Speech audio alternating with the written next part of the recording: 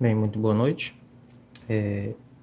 Primeiro, isso aqui é simplesmente uma análise, porque antes de eu comprar essa lente, eu procurei muito algum review na internet, alguma análise, e não encontrei absolutamente nada que fosse útil. Um monte de vídeo do cara conversando e falando, né? Algo parecido que eu vou fazer, mas sempre em inglês, sempre lá em francês, algo do tipo. Então não me servia muito. Eu queria saber, averiguar se realmente valia a pena comprar essa lente, se ela seria boa, se ela me atenderia, se valeria a pena nesse sentido. Então, não encontrei. Tive que arriscar e comprar ela, né? Adquiri, usei, reusei ela, já acabei com várias baterias da câmera fotografando e eu já consigo trazer algumas análises, porque enquanto essa lente era transportada para vir até aqui na minha casa, eu fiquei lendo incontáveis matérias para verificar, é boa, não é, né? Então, basicamente, esse modelo aqui é o AF micro, né? Que é a denominação que a Nikon coloca para macro. Nikkor, que é as marcas e denominações de lentes fabricadas pela Nikon, de tamanho de 60 milímetros, 2.8D. O modo AF quer dizer que ela tem autofoco apenas em câmeras que têm motor de foco embutido na DSLR, na câmera.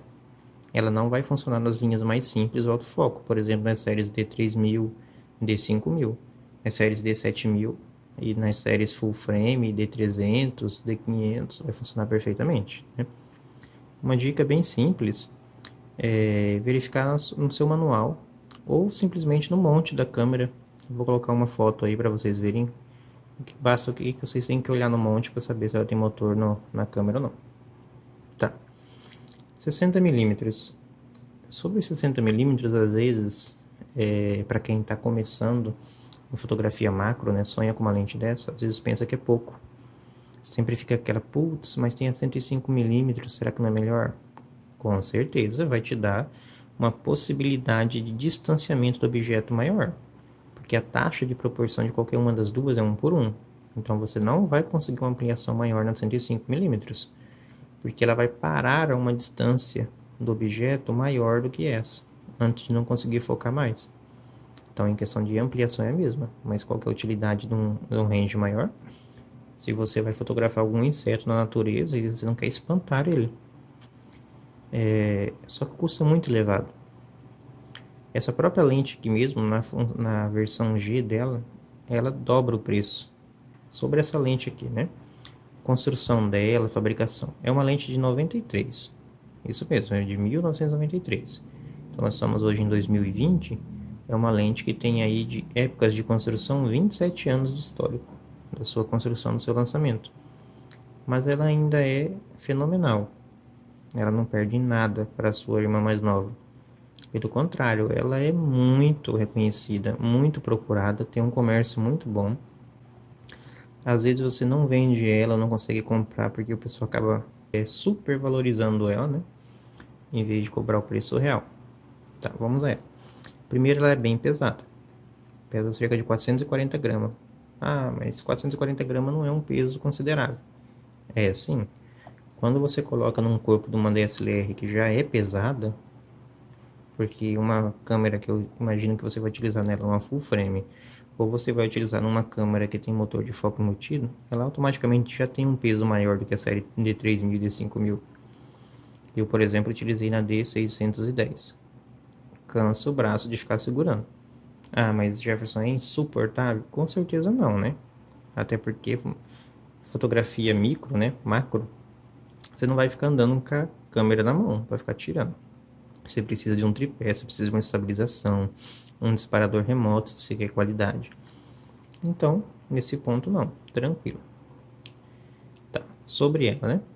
Verifiquem aqui que vocês têm a indicação de foco manual e foco automático. Para que tem essa indicação? Mesmo essa série sendo a série D, a F, né?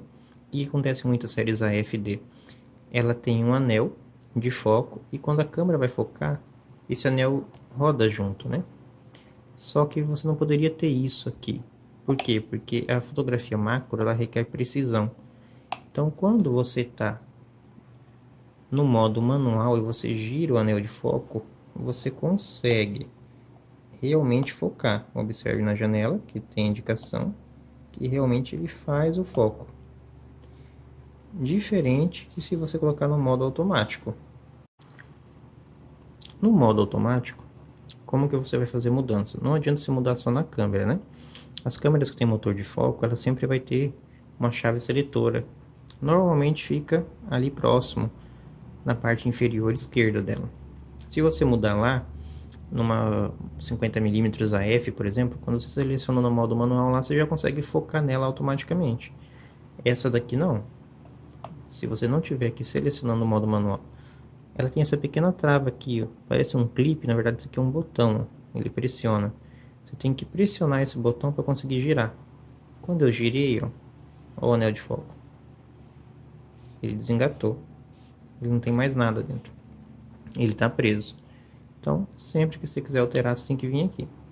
Não adianta você alterar na câmera para conseguir usar o foco manual. Se você tiver com o foco automático, você alterar no foco manual da câmera, simplesmente o foco vai ficar travado naquela posição. Ele não vai mudar. Aqui você tem a janela, né? Que traz as distâncias, aproximações. Ó, ele tem uma pequena folga, por exemplo. Tá no modo manual, né? No modo automático, perdão. Tá vendo? Andou liso. Coloquei no modo manual, ele não encaixa de vez, ele tem que dar estoque. Agora deu esse estralinho, tá funcionando. A janela de autofoco aqui, né? Onde traz a distância e a aproximação. São as duas informações mais relevantes para nós aqui do Brasil, né? Então, foco infinito, foco aí até 0,35 seria um foco normal. Aqui você já consegue ter uma ampliação bem maior, ó. Por que que travou? Observe que ela não vai. Porque ela tem esse seletor de limite aqui. Tá no modo limite, isso quer dizer o quê? Que eu desativei a função macro dela. Se eu colocar no modo full, que é completo, né? Aí sim ela tem mais um grande espaço de ampliação. Observe quantas voltas eu dou na mão para terminar todo o anel. Praticamente duas, ó. De 45 graus. Então praticamente 90 graus o anel. 180, perdão. Praticamente 180 graus o anel tem que girar para ter o foco completo. Com o macro ativo. Se eu desativar o macro, é uma simples volta. Vantagens de desativar o macro. Se você vai fotografar retratos, algo do tipo, fotos do cotidiano, vai utilizar uma distância maior aí do que 30 centímetros, você não precisa habilitar o macro. A vantagem é velocidade no foco. A câmera vai achar o foco muito mais rápido. Se você colocar no modo full, a câmera vai do infinito até o macro mais próximo. Então, entre ir e voltar e achar o ponto, como ela não é AFS, não tem motor embutido, você vai ter um tempo aí médio aí de 3 segundos dela fazer isso a 4. Parece pouco, fala assim, pô, mas só são 4 segundos. Mas um momento que você quer congelar uma ação rápida, você vai perder totalmente a oportunidade, tá? Então, esse seletor serve para isso. Do outro lado você tem a fabricação e acabou esse lado. Aqui, típico de toda a série D, né? Você tem aqui o seletor de abertura. Ela vai até 32. Isso na abertura normal, tá? Na distância padrão, sem ser macro. No macro, a câmera apresenta aberturas enormes. Eu consegui abertura de 71, f71. Então, não sei se essa abertura é real. Como que acontece nela, porque... outra coisa, ela é 2.8. A partir do momento que você começa o foco macro, ela não mantém 2.8, porque seria uma abertura muito grande para conseguir o foco. Uma abertura, por exemplo, de f8 no macro, você consegue focar um pedacinho de nada do inseto, por exemplo, ou do objeto que você vai focar, deixar definido. Então, ele não permite, ele automaticamente vai ajustando essa abertura conforme você aproxima, tá? Não é que ele vai chegar no 32. Não, ele chega ali por volta do 4, 5, né? Ele trava. Aí você consegue ampliar sobre isso. Observe que ela é bem construída. Metal, metal. A parte de trás dela. Observe que ela tem uma lente, tá? Normalmente nós temos aquele conjunto interno ali que se move conforme a gente dá zoom. Essa aqui tem uma lente ainda. Observem ela ali, ó. que fica bem próximo. Aqui estão os contatos. Aqui está o encaixe do foco, né? Onde o motor da câmera vai conectar aquela espécie de chave de fenda que ela tem e vai girar. Temos ali o diafragma, vejam. São 7 lâminas nele. O efeito bokeh é muito top, eu gosto. Mas eu não vou falar pra você que eu não sou detalhista a ponto de falar, ah, não tá um círculo perfeito. Ou não tá um hexágono completo. Não, eu não fico reparando. Eu observo simplesmente a aparência. Você olhou assim e agradou? Pra mim tá ótimo. A grande surpresa dessa lente, que ela parece que não tem nada dentro, é isso aqui, ó. Veja o quanto que ela é profunda, ó. Aqui não tem nada. Nada, nada, nada. No foco normal, como tá aqui no limite, ó, ela para aqui. Tá vendo? Ela ainda mantém tudo isso aqui de distância. Veja. Vou ligar o flash aqui, só para vocês observarem. Veja lá, até onde vai. Quando eu sim ligo o modo full, para eu conseguir focar no macro, observe o que acontece.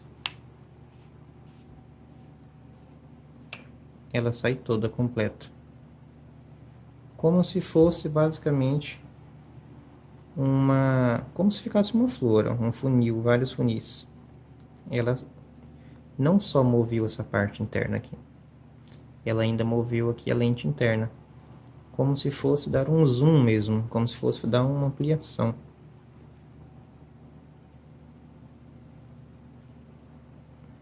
Isso é bastante curioso do modelo dela. Ela não tem encaixe, tá? Para você conseguir colocar, digamos assim, algum HUD aqui, colocar algum parasol. Ela não dá essa possibilidade. Ela teria uma rosca aqui de 62 milímetros, né? Se você colocar algum filtro. Mas, particularmente, é inútil, né? Se você vai fotografar objetos pequenos no macro, usar realmente a função dela, você quer a maior qualidade de nitidez possível.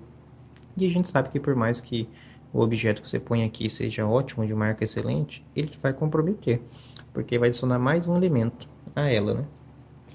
Então é isso. Eu compraria essa lente se eu tivesse uma câmera cropada que não tivesse motor de foco? Acredito que eu compraria sim. Por quê? Para macrofotografia, tá? Eu compraria. Para fotografias de retrato, não. Primeiro porque eu não tenho paciência de focar retratos, focar paisagens com foco manual. Eu sofro de miopia, eu uso óculos, então assim, sempre dá uma diferença, por mais que você ajuste, né? Na câmera, o seu grau, sempre dá uma diferença de perto para longe, então dificulta um pouco. E usar o Live View não me traz o gosto realmente de fotografar à distância. Parece que eu estou fotografando com uma compacta, né? Vai ter os que vão me condenar sobre isso, mas isso é uma opinião minha, um gosto meu, né? Tem gente que adora e faz um ótimo trabalho usando aquilo, então vai de opinião. Eu, particularmente, como não uso Live View, então para mim não serviria se eu tivesse uma câmera sem motor de foco interno. Ah, mas eu vou fotografar então objetos pequenos, eu vou usar a função micro dela, sim, a função macro, com foco manual. Aí, para isso, eu compraria sim. Porque justamente para macrofotografia você quer um ajuste fino. Por exemplo, a última foto que eu fiz de pilhagem. O que é isso? Você unir várias fotos em uma, para ter um detalhamento muito maior. Não dá para usar o autofoco com isso, porque a câmera não vai focar onde você quer, ela vai focar no primeiro plano sempre. Então, normalmente, digamos que o inseto esteja assim, imaginando que aqui seja a cabeça do inseto, sempre vai focar nessa parte aqui. Dificilmente vai conseguir focar, tipo, aqui no meio. Vai focar aqui, vai focar ali, nunca vai acertar onde você quer. Então, na macrofotografia, normalmente você coloca o foco manual e vai ajustando para ir focando em várias partes e depois unir, né? Então, para isso, você acaba apelando para o foco manual. Você pode até utilizar um modo automático para chegar mais rápido no ponto ideal. Mas, fora isso, você vai apelar para um ajuste mais fino. E é justamente pensando nesse ajuste mais fino que ela tem toda essa distância aqui de foco, que você dá tanta volta, para que você não tenha dificuldade em focar. Veja aqui, ó. uma pequena volta eu já cheguei no tamanho normal. Essa aqui seria a lente normal, 35 centímetros. Depois olha o tanto de espaço que ela tem ainda para focar no macro. Veja aqui, ó, de uma distância de 0,22 centímetros praticamente, né, 0,21.9 até 0,22. Olha isso. Olha o tanto de ajuste que você tem para 1 milímetro, de tão preciso que é o foco dela. Então é excelente. Veja aqui, ó, 0,219 milímetros, né, que seria 0,21.9. Então não daria nem 0,22, 0,22, 0,22.5, 0,23. Olha esse espaço. Olha a precisão que você tem nessa lente para foco. Então ela é muito boa mesmo. Existe uma versão de 40 milímetros com foco automático, uma de baixo custo, né, lançado pela Nikon, que talvez fosse comparado com preço a essa. Por quê? Porque essa lente aqui dificilmente você vai achar ela nova. Se você achar nova vai ser um absurdo de cara, porque o cara vai vender justamente pela importância dela ser nova, para coleção, para algo do tipo. Então tu vai comprar ela usada. No Mercado Livre hoje, com o dólar atual aí na faixa dos R$5, colocando um arredondamento bem grande, sem trabalhar com centavos, né, porque tá mais do que isso, ela varia no Mercado Livre em torno de 1.300 a 1.800. Em lojas mais confiáveis, que são indicadas em alguns canais, ela varia até R$1.800. Nova, você consegue achar por 2.300, 2.400 em fundos de estoque, né? Essa minha eu tive a grande sorte de adquirir ela por R$900 com frete grátis.